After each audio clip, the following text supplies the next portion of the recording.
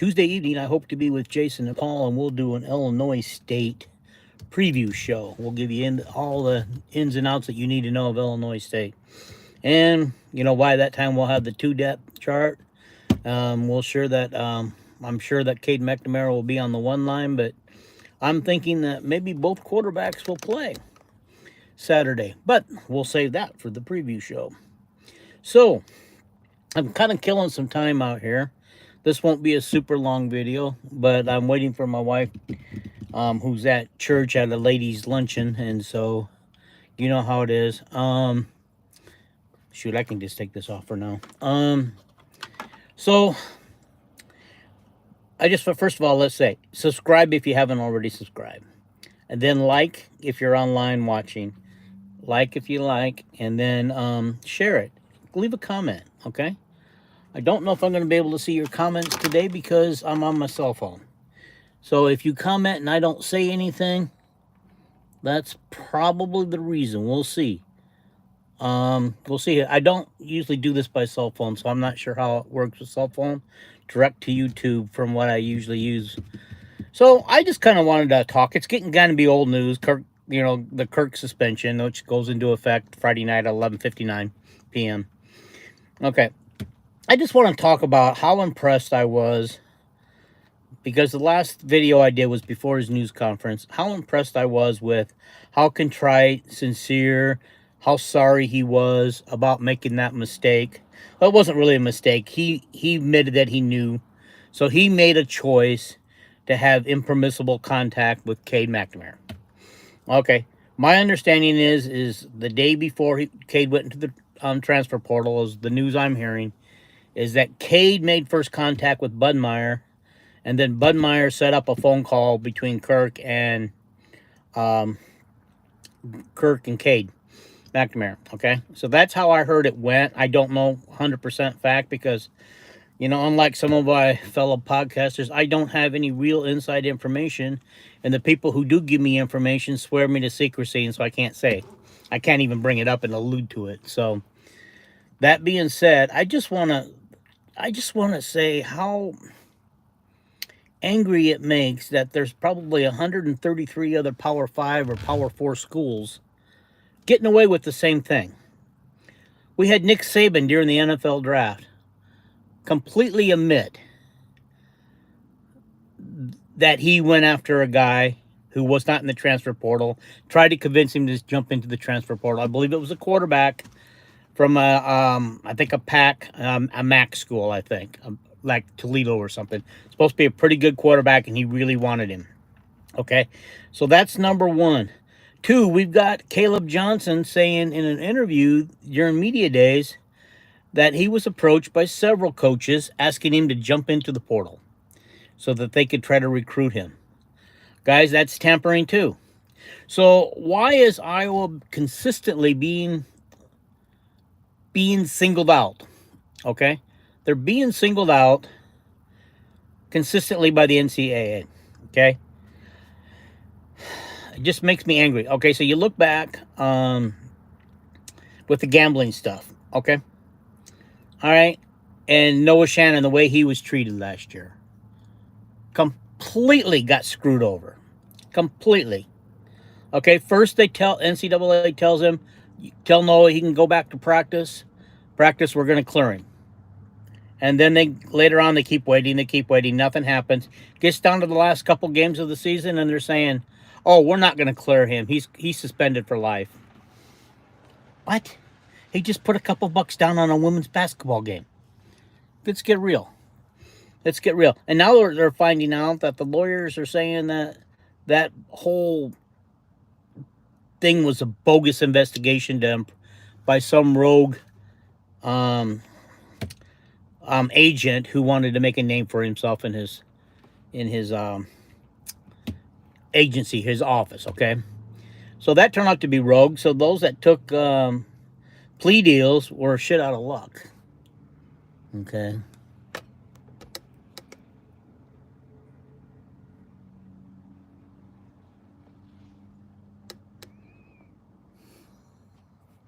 I don't even know myself what that is.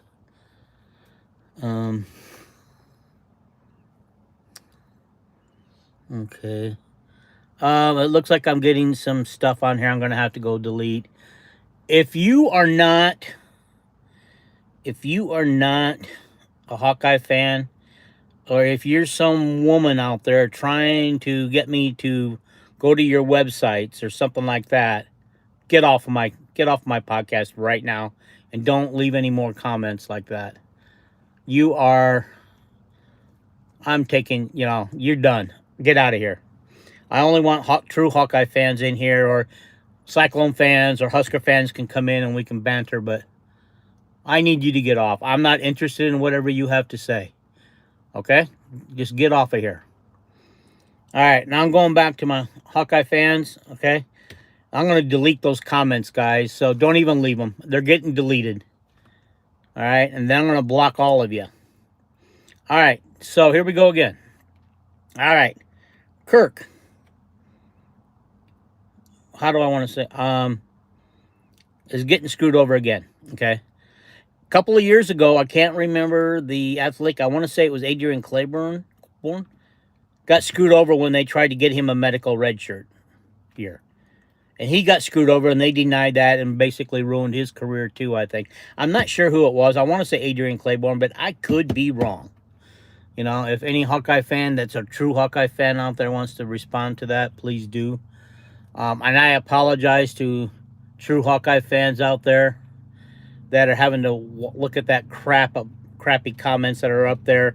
I promise you, I will delete them when this gets posted. I will not allow those comments to be up there.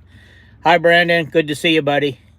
Yeah, I just had some time to kill, and I just wanted to go off on the Ferentz thing. We're going to do the Illinois State preview show Tuesday night this week with Jason and Paul. It should be a good show. Jason brings a lot of information, a lot of knowledge, and I think if you watch that show Tuesday night, you'll be impressed with some of the knowledge that Jason has on there. He even has some insiders. Okay, so anyhow, getting back to how I feel like Iowa's getting screwed over by the NCAA. And I want to know why. I want to know why they haven't gone after the other 130. Okay, thank you, Calvin. That's Drew Ott that got screwed over on that medical redshirt year. I lost my train of thought. Okay, so why is it that the NCAA is picking on Iowa? And it's not because they run a clean program, okay? I have this theory. Because if you look, Alabama hasn't gotten nailed yet for anything, and you would think the NCAA would be investigating that program after Saban goes nationally and admits to tampering, okay? Clemson, LSU, none of these guys are getting in trouble. Georgia, okay? You know that they're tampering too. You know that there's not things going on that are kosher. Okay, so why aren't they going after them? And why are they making an example out of Iowa? Why are they always making an example out of Iowa? That's what I want to know. Because we run a clean program. Kirk doesn't get his hands dirty. How he managed to get his hands dirty this time, I don't know. It might have been an oversight. In reality, he may even thought that Cade was in the transfer portal when the interview was set up between him and Cade. Okay? I don't know. We don't know the answers to that. And we probably never will know. All right? But Ferentz was doing a stand-up job by taking the blame, being contrite, saying he's sorry. And I love what he had to say when he said that he was doing it. He had to set the example for his coaches and his players. Because when their coaches and players get out of line, they get punished too. All right? He just suspended 2 players this year for the first game of the season. And now they're out there suspended together along with Budmeyer. All right? And so all the reality is coach is saying, guys, look it. When I get on you, I got to get on myself. I'm punishing myself for exactly, if you guys don't want to do this, then if you guys don't want to follow the rules, then I got to punish you some way, shape, or form. And he's doing that to himself. So what a perfect example he is when you look at the scumbag that left Michigan, the current guy who's at Colorado, who are just not stand-up people, And I'll be honest with you, I thought Saban was a stand-up guy, and I mean, he's very impressive. And same with Urban Meyer; they're very impressive when they're on TV talking about their knowledge because they're very smart. That's why they were good coaches. Um, but I thought they ran stand up programs too, but now I'm beginning to believe that they never did. Well, Saban didn't because he already admitted to it, and so this is where we're at. And I just want to say thank you, Kirk, for being the stand-up guy that you were, admitting to your wrongdoing, admitting that you did something you shouldn't have done, and you're gonna take the punishment like a man.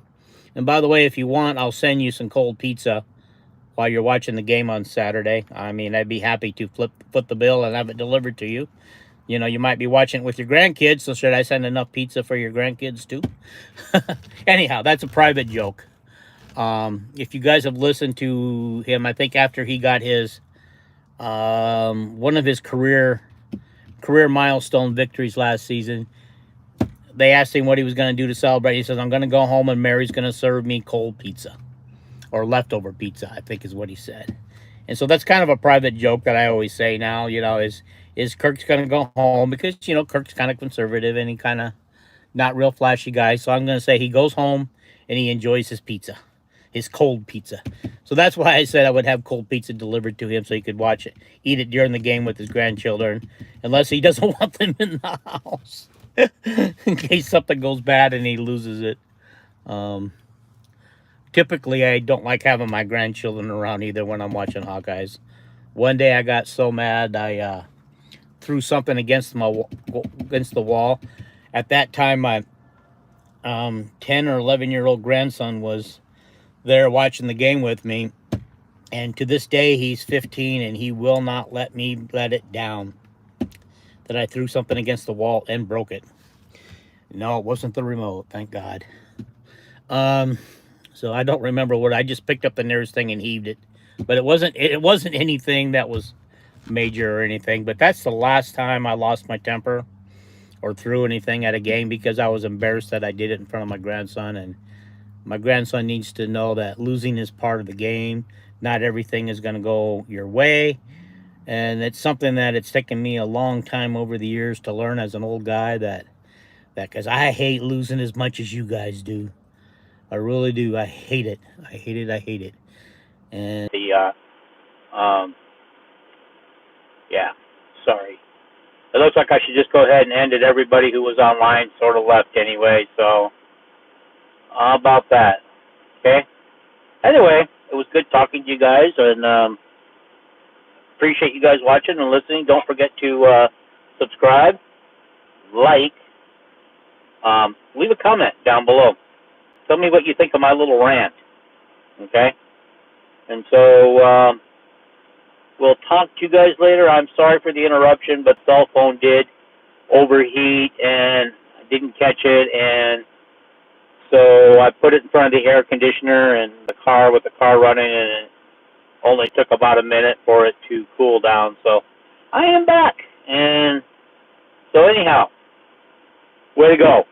Hats off to Kirk Ferentz for being the stand-up guy he was on taking his punishment like a man, not taking his ball and running home and denying everything, okay? So we'll catch you guys later, and thank you. Thank you for watching. Bye.